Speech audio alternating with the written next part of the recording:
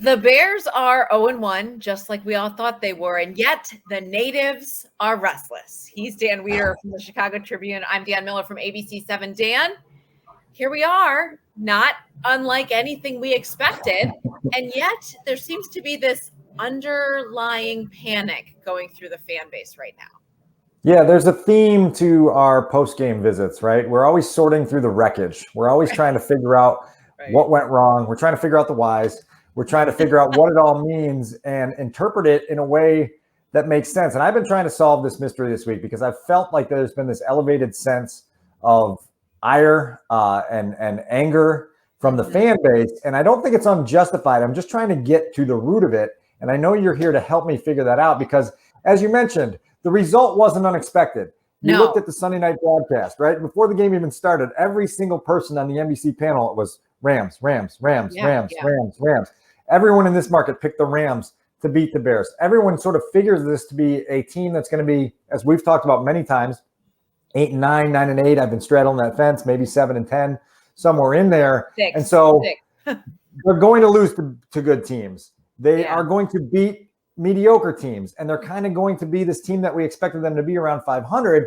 And so when you get out of week one at 0-1, just as everyone predicted, I'm trying to figure out why the anger and the dissatisfaction mushroomed the way it did. And again, I don't think it's unjustified. I'm just trying to solve it a little bit.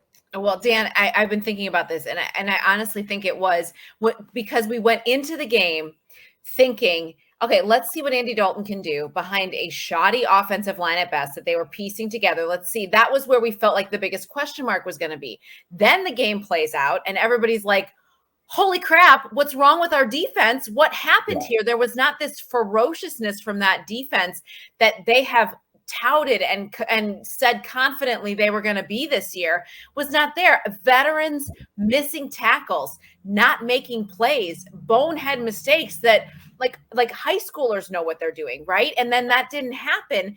And so here we sit thinking that there are more issues than fans anticipated. And I think that is the reason there is this swell of anger and frustration, because it's too familiar. It's losing in a too familiar way that they've seen for now, heading into a third straight season. And to your point, if the reliable side of the ball becomes unreliable, then Then it looks like the trapdoor opens up beneath everyone, and it's all just free fall from there. It's kind of like Wile E. Coyote off the end of the cliff, right? The cliff breaks off, and then you're just standing there. That's kind of what it feels like for Bears fans right now. They're pedaling their feet in midair and trying to figure out how to stop this free fall into the canyon below. I'm going to give you numbers. You love numbers. I love numbers. To illuminate this defensive meltdown. 156.1. That was Matthew Stafford's passer rating. First game with the Rams, first game with Sean McVay, and he puts up the best passer rating of his entire career. He puts up the best passer rating of any quarterback of all time in his first game with a new team. That's not good for the Bears. That's not good. 8.7. That's the Rams' yards per play average if you take out their drives at the end of the first half and at the end of the game when they were kneeling down and not trying to gain yards. You take out those two possessions. 8.7 yards. That's almost a first down on every play. They outgained the Bears by almost 60 yards. They had 19 fewer plays. All right, 21. This is the number that's most alarming to me. That's the number of points the Rams scored after halftime. The Bears actually got to halftime within reach. You know, they didn't play very well in the first half, but it was 13-7. And you say, okay, if they can just stabilize themselves at halftime, they can make a game out of this. And this can be one of those games where you hang around long enough to steal it. Right? The Bears defense in the second half gives up 3 75-yard touchdown drives on 3 consecutive possessions. That's so un-Bears defense-like. And so when you look at that drive chart, right, at the end of the night, you grab the box score and you say, touchdown, touchdown, touchdown, victory formation for the Rams in the second half. That's unacceptable. And that's where, you go into Wile E. Coyote mode and you're like, oh boy, here we go again, right? Here's a question I have for you. Are they too comfortable with Sean Desai? Is it that he was their boy because he wasn't the guy calling the shots, and now he's trying to transition into that? And I'm curious if there is a disconnect there with that transition for him, because he's not Vic Fangio. He's not going to. Vic Fangio walks in the room, barks an order, and everyone stands to attention. is Sean Desai that guy? I think we're still waiting to figure that out. And that's something that I've been thinking about the last couple of days, that maybe he's just too much of their buddy, or he was in a different role, that it's hard to make that transition. I don't fear that yet. I mean, one of the reasons Vic has command when he comes into a room is because he's got 3 decades worth of track record to say this works, right? This works. Look at the results in San Francisco. Look at the results in 2018. Listen to what I tell you. It's going to lead to results. Sean has never coordinated a defense on any level. And so this is a new experience. And you hope that he learns some very valuable lessons in week 1 on what calls to make, how to try to neutralize an opponent that obviously found its rhythm and never had it disrupted. Matthew Stafford was brilliant on Sunday night, and they've got to figure out a way to make Joe Burrow uncomfortable this coming Sunday, because this is a pretty good Bengals offense. They have weapons, and they obviously have confidence coming out of that win against the Vikings on Sunday. Now, oh, by the way, going up against a Bears secondary that's shown itself vulnerable, this could get dangerous in a hurry. So I'm not ready to go there yet with the indictment of Sean Desai. I will say this. One of the things that Alec Ogletree said on Wednesday afternoon that just stopped me dead in my tracks was that he felt like there was a lack of energy from the defense throughout the game Sunday night. And for a defense that spent most of August talking all about the vibe and the swag and the energy that they had, to then go into the season opener on primetime, on the stage in LA with everyone watching, and not be able to conjure up the energy, that's alarming. And the question is, why wasn't the energy there, and how can you create it going forward? Because if you're without energy, you've got problems. I have one quick answer for that. It's that they don't have the impact plays that create that energy, right? Sacks and takeaways. That's what creates energy. Sacks and takeaways. They had 1 sack, 0 takeaways. You don't get those game-changing plays, the energy never comes. And if the energy never comes, the momentum never builds. Next thing you know, you've given up 34 points, 380 yards. You're 0-1, and the whole city's ready to throw everyone out the door. You know who did bring energy in that primetime debut? Justin Fields. And Justin Fields. Of course, naturally. But Justin Fields, right? And it was so the word that comes to mind is like herky jerky. Like why pull him out when he's doing something that's moving the ball? And you heard Bill Lazor say nothing looked too big for him. He looked like he was ready for this moment. He has looked that way all along. And this was what we talked about all off season, Dan, was that we were afraid that Nagy would be too married to the plan to be able to deviate when he saw something happening on the field that would allow Justin to help them win. And he can't just go with the flow of the game and recognize that this is a moment where you can put in your rookie quarterback and he's ready for that. And I'm so afraid that they're going to hold, for lack of a better word, hold him back, because it's not part of the plan. I don't fear them holding it back, because to their credit, they at least got him out there. They got him out there for the 4th play of the season, right? And so everyone sort of sat up in their chair and said, oh, Justin Fields on play 4. This is pretty cool. They obviously had a red zone package in there for him and had some certain things that they wanted him to do.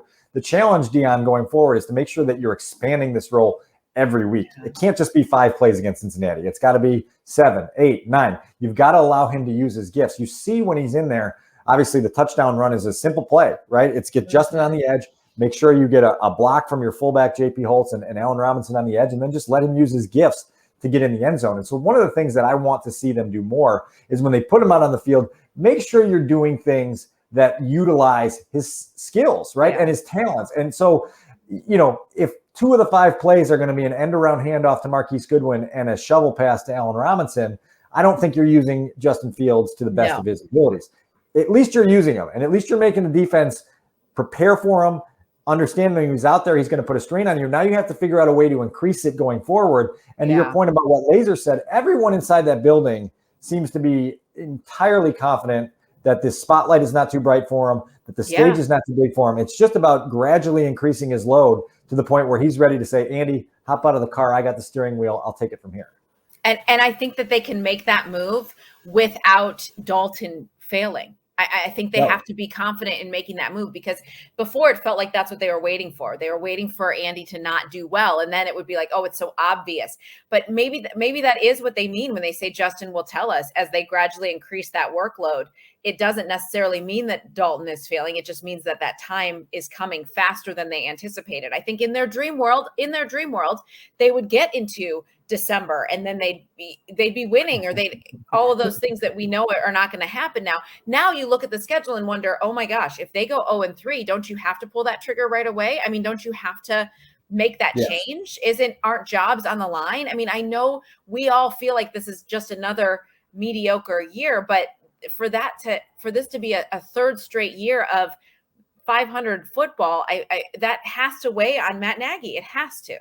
I'm glad you used the phrase dream world, because they tend to live in this dream world. They live detached from reality. That's what a dream world is. It's detached from reality. And this franchise, for the duration of the time that I've covered them, has spent the majority of their time in a dream world, sort of not acknowledging the flaws that don't allow them to ever win on a consistent basis, right? They don't sustain success. They have little flashes of success. You go to the playoffs here, you go to the playoffs there, you don't win a playoff game here, you don't win a playoff game there. You just never sustain anything. And it's because you're not able to recognize the anchors that weigh you down and don't create winning football. They've got to recognize this as they go forward. To your point, if we already sort of have forecast this year as a year that's going to be mediocre, it's going to hover around 500. Well, then this goes back to the discussion we've had previously about progress. What qualifies as progress? On the offensive side of the ball, it's showing that you have a quarterback that everyone believes in, showing you have an offense that can score on a consistent basis. Justin Fields is the answer to that question. It's just a matter of when you want to put him out there.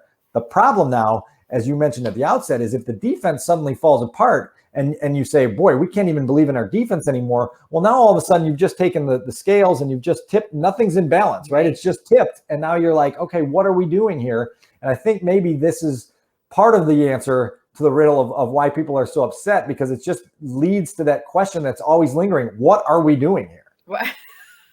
It's horrible that is that's the base, at the base of all of it is like, what are we actually doing here? I mean, I want to know if Nagy has figured out the whys. I want to know if he's seeing something that we're not, that makes him think heading into this Sunday that they can win, that as assembled, this group can turn it around that fast. I know we've talked about it. It's widely known that week 1 to week 2 is the biggest jump you can make, because now you have tangible tape to look at.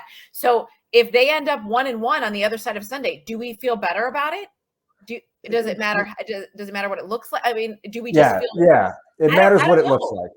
It matters what it looks like. You need to see marked defensive improvement. You need to see an offense that's competent and can stretch the field. You've seen the next gen stats charts by now. Number one of the Bears passing chart, where Andy Dalton threw 3 passes more than 10 yards beyond the line of scrimmage. One was an interception in the end zone.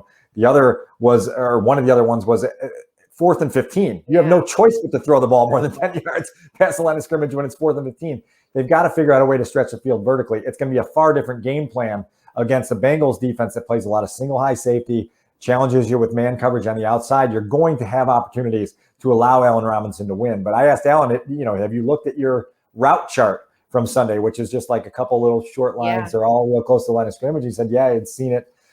Sort of felt like it was game plan dependent in terms of that was what they wanted to do against the Rams. It's going to be different against the Bengals. Well, now show us, right? And that's what you and I always talk about. Please show us. Please stop talking in cliches. Please stop telling us all these promises that never come true. Show us. Dionne, you've got a guy like Khalil Mack who sat in the Hallis Hall press room last week and said, I'm going to show you better than I can tell you that I can be one of the most dominant defensive players in the game. And then his only contribution in week 1 is an assisted tackle 15 yards down the field. He doesn't put any pressure on the quarterback, doesn't have an impact on the game. Eddie Jackson tells you the great ones find a way to make plays. Not only did Eddie not find a way to make a play, he found a way to miss 3 or 4 plays, right? That cost them dearly.